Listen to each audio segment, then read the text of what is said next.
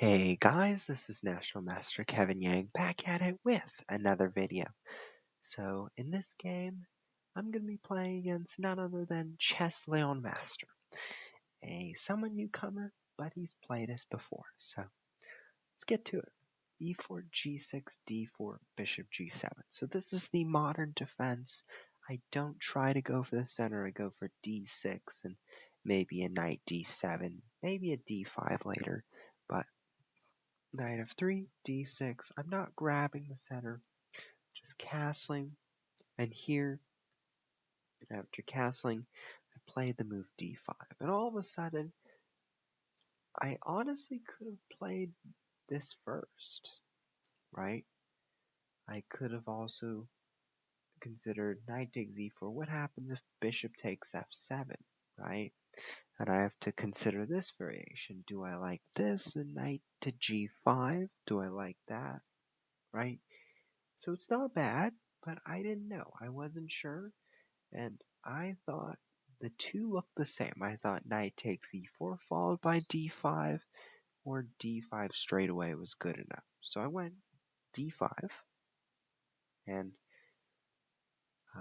to be honest, I'm not sure actually if I should play d5, because maybe I should, but at the same time, I could play c6 and then d5, right?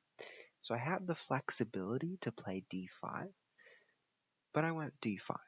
So after e takes, knight to b3.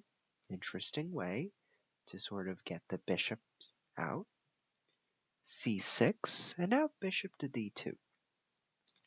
So personally, I looked at this move and I was like, I don't know if I like that move, because although it does get the bishop out, it may not be in its best place, right? The bishop can't really go here and do much because they just play b6, right?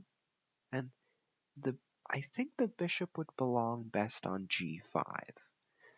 So, I mean, it's hard to say really where the bishop truly belongs, but I would say to take a more active role, bishop g5 would be my preferred move.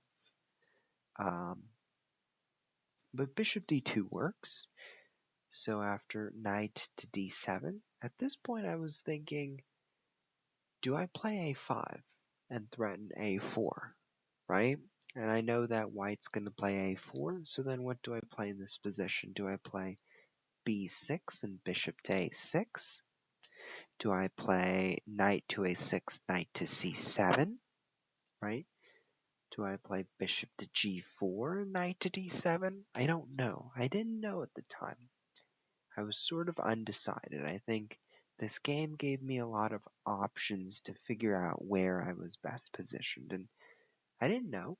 So I played knight to d7. I was honestly just trying to find my rhythm. Rook to e1, and now knight to f6.